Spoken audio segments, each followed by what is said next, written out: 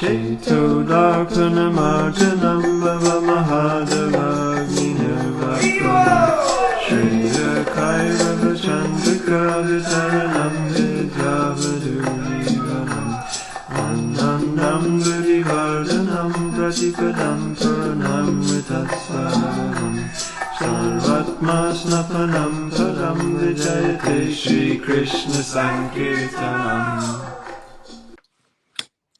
Okay, Hare Krishna.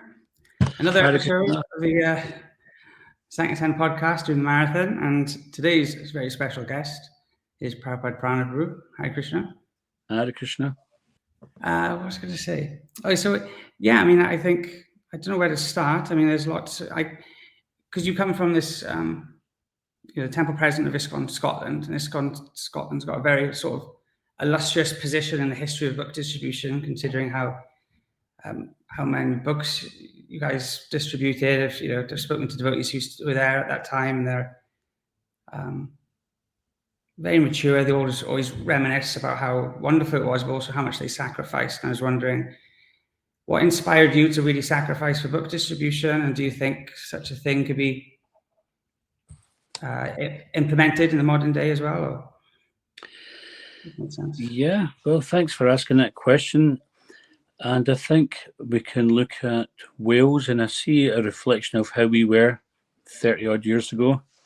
I see the young devotees there, and the maybe not so young as well, but they're in that fire of book distribution. When we came to Scotland at first, then we wanted to start a temple. We had nothing. We had no funds.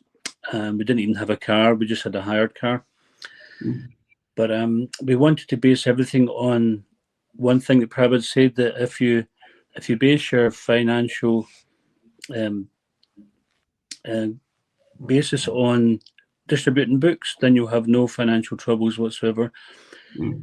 So we put faith in that, and it just grew from strength to strength.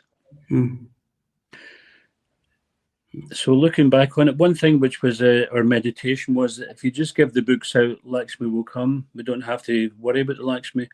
You find that if people become Lakshmi conscious, it's not very sustainable, because we're supposed to be Krishna conscious.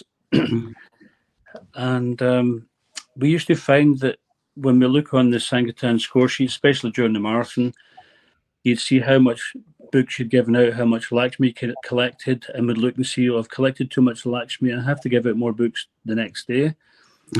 So we'd endeavour to give those books out, but somehow or another, we'd always be behind Lakshmi, to overtake it. So we didn't have to worry about the Lakshmi. Whereas if you're focusing on Lakshmi and you give yourself some financial quota, then that's a different type of meditation. And if you're good at business or good at collecting, that might work for some time. But the sustainable thing is to give out the books. And I think that's always going to be relevant. Recently at the ELM, European Leaders Meeting, it was discussed about, are books still relevant? Are printed books still relevant? And one very important point was made was that about 500 years ago, around the time of Lord Chaitanya, in Europe, they were printing the first Bibles. And there's still a few of those copies around. Whereas you look at the technology of the digital domain, and you'll see that even like 30 years ago, then 20 years ago, 10 years ago, the technology is changing and it's becoming redundant. So what was the pinnacle of technology 30 years ago is a joke nowadays. Nobody'd be seen dead using that equipment, and it's become faster, smaller, more expensive. But then as the technology keeps changing, you have to keep updating it or you lose that. So you just imagine in a few hundred years' time, what we're thinking is high technologies now would just be like totally redundant and obsolete. Whereas the books won't be obsolete. And even there was some devotee had came across one of Prabhupada's books, which he printed in America, in India, brought to America. And it was still in very good condition 50 years later, 60 years later.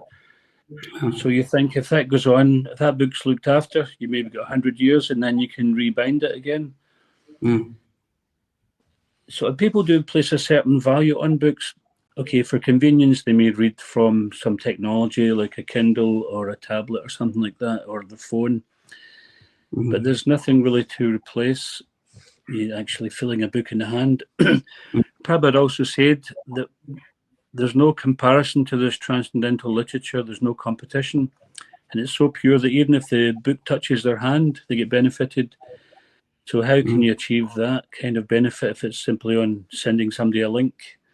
I don't think it can have the same effect. So touching their hearts, along with book distribution, if it's possible, then prasadam distribution. We had experience sometimes when we're doing both together. There was one time I was in Paisley and was distributing, it was small books, Perfection of Yoga.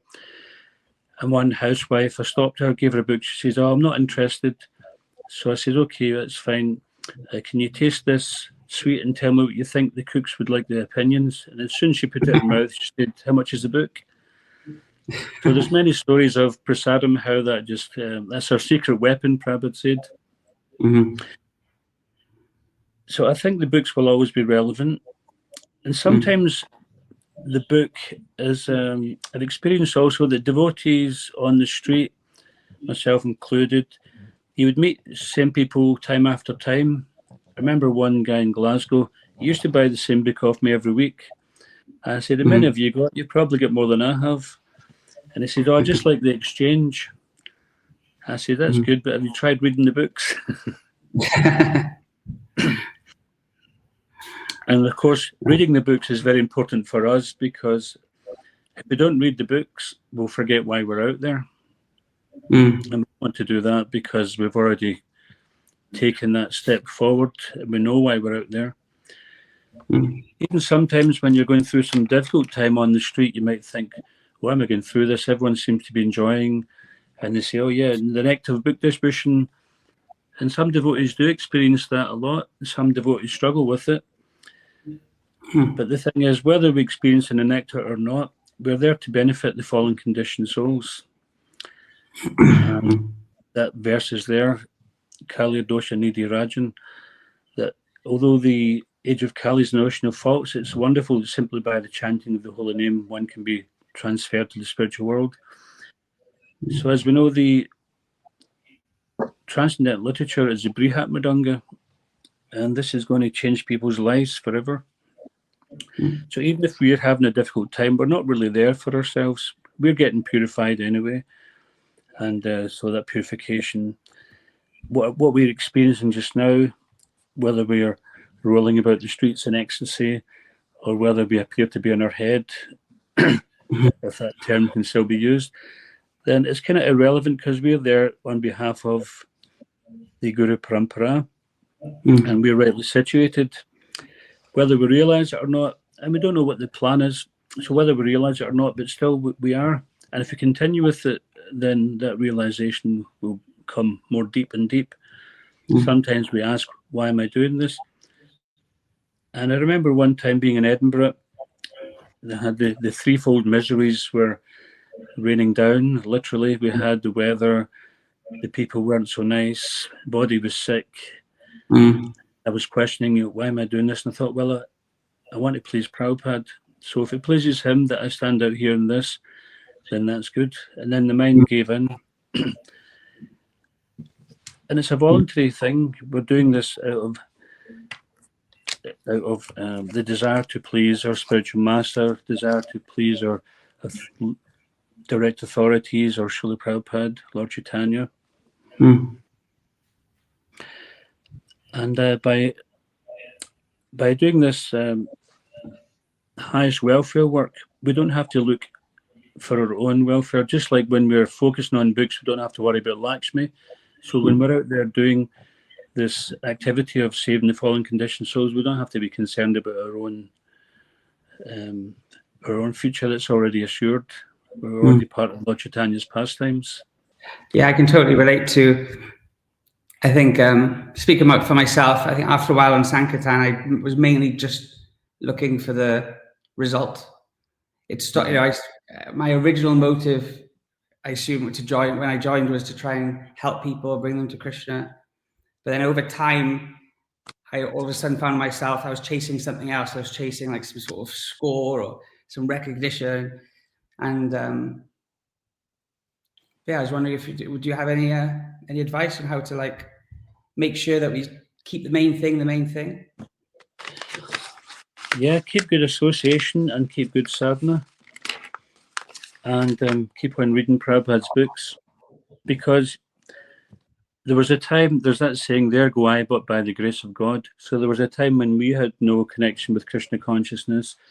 We weren't chanting, we had no association, we weren't eating prasad, we weren't reading the books, we didn't know anything. So we can be sure that there's people out there who are as we were, and we can be sure that some of them are simply waiting to get touched by Lord Chaitanya's mercy.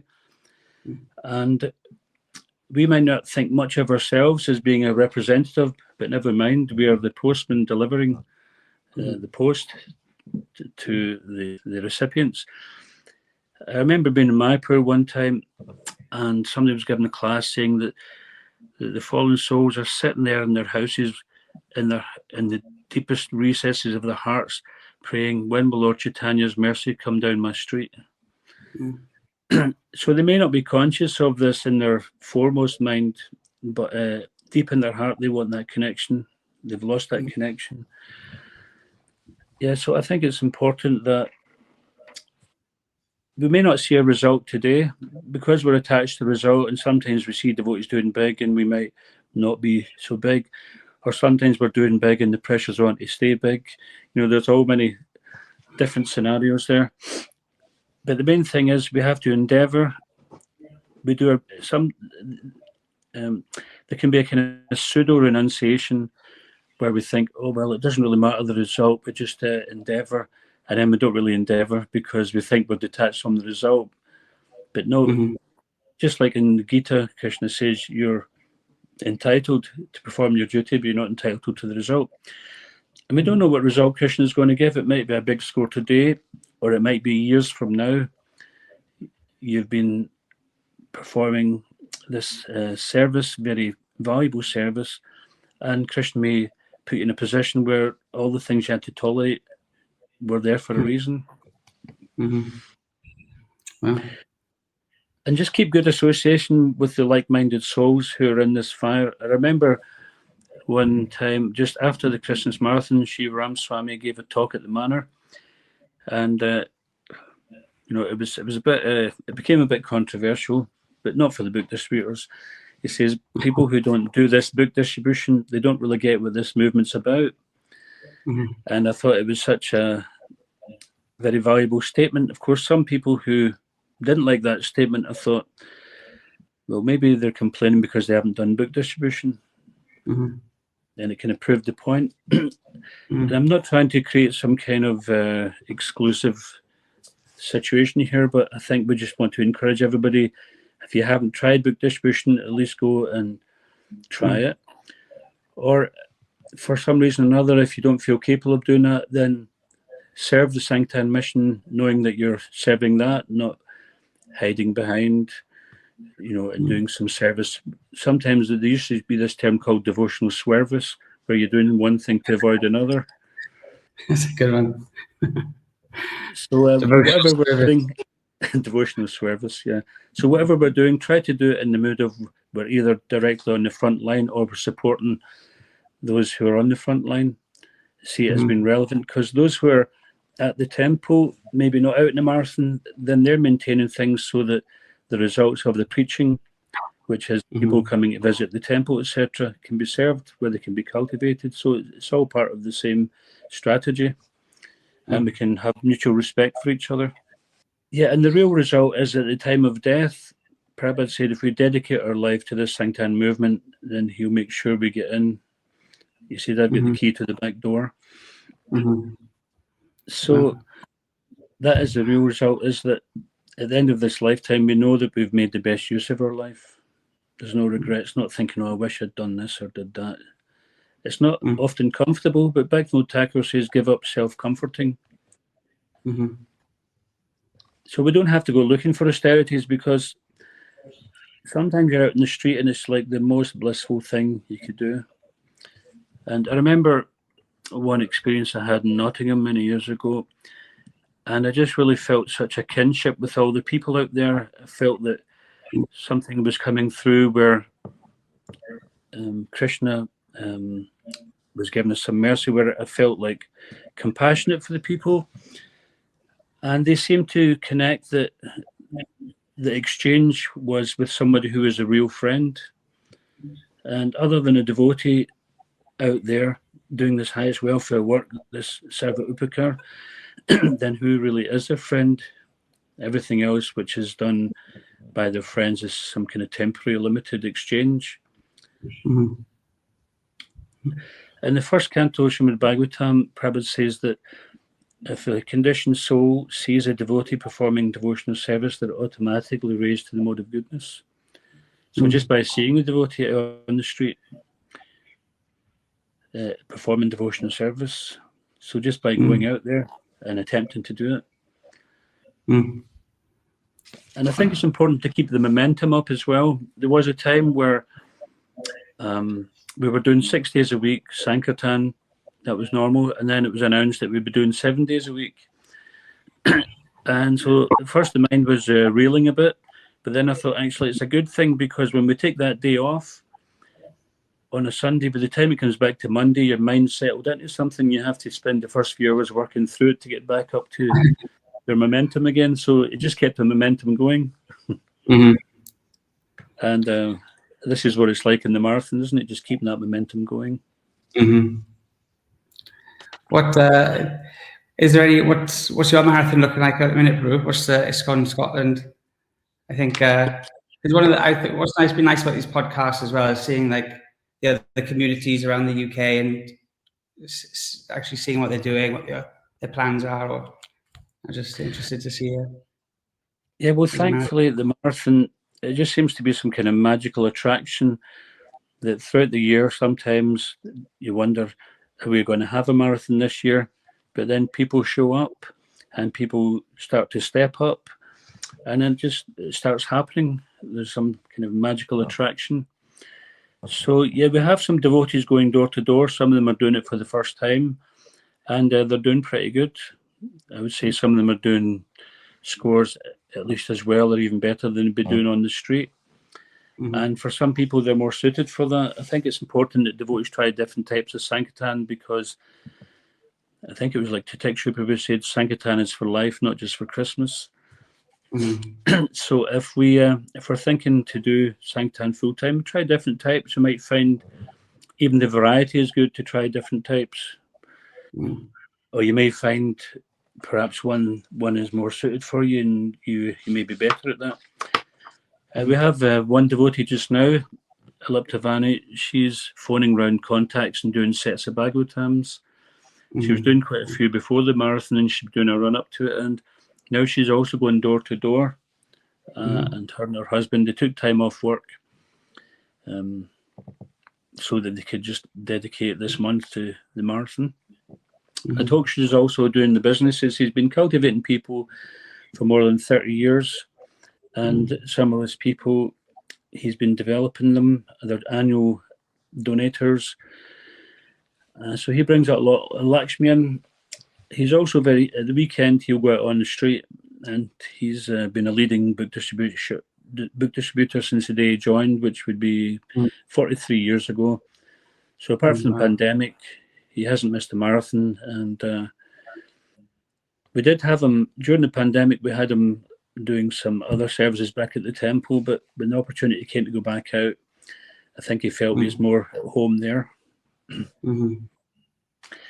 And we have some devotees doing the street Sankirtan, some brahmacharis doing that, and then at the weekends we have a few more devotees going out.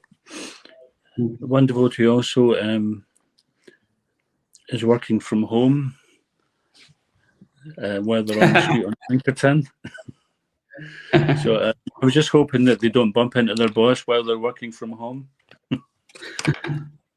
I was thinking it's some people on the material level might think, oh, it's a bit devious, but to me, it just shows the importance and the focus of the Sankirtan mission in their mind, that this is very important. It's a real Sankirtan devotee's mind to think like that. But wasn't it was it Sanatana Goswami who pretended to be sick to the Muslim magistrate, but actually he was just reading Srimad Bhagavatam? That's right. So it is glorified. That's right. Yeah. So it's there from the parampara. Yeah, just keep good association and keep good sadhana. And Sankirtan is also like japa. Krishna says, wherever the mind wanders, bring it back. So if your mind wanders and you lose your mojo, you lose your momentum, then just bring it back and keep going. One thing which is very practical, which helped me, some years ago, I was struggling on the street, and I said, oh, I don't know if I can do this the rest of my life. And the Hoksha says, well, you don't know if you'll be doing it the rest of your life, and you don't know how long the rest of your life is. He says, but just do it for the next hour. And then he said, and just do it for the next hour. And I thought, yeah, just break it up. It's like sales. When someone's trying to sell you a car and it may be £20,000, then that seems a lot of money. But when we break it down, it's only like £5 a day or something over the next so many years. Then you think, okay, that's manageable. So like that, don't let the mind overwhelm us by saying we can't do it. Just say, yeah, well, that's okay, my dear mind, thanks for that statement, but let me just do it for the next hour, see how it goes. And just, oh, okay, that's fine. That was a good hour, or it wasn't such a good hour. Let me do the next hour. And then your mind is not taken over. It's breaking it down. So I found that was very helpful. Okay, so I wish all the Sankirtan devotees that they do well in the marathon, and we look forward to seeing everybody at the marathon festival on the 17th of January. Hopefully we'll still be as far up then as we are now. Yeah. I think they're also, it's going to be the marathon festival, and it's also at the same time going to be the first, because I think it's ISKCON's 60th anniversary next year. So I think it's going to be like a Sankirtan Marathon Festival and the 60th anniversary starting festival or something like that. Okay. Starting off the themed festivals. Yeah, in Scotland, actually, we have a few other things which came into that category. It's 30 years since our deities came next year, and 40 years of Crown Above next year, as well as 60 of ISKCON. So we've got a few festivals to plan. It's going to be a good year. Yeah. Okay, cool. Well, Prabhu, I mean, thank you so much for coming on. It's been I always love hearing from you and the other devotees from Scotland, and I just really appreciate how much you guys have just sacrificed so much to book distribution. I think it's something that I think should inspire the next future generations, so they get that taste.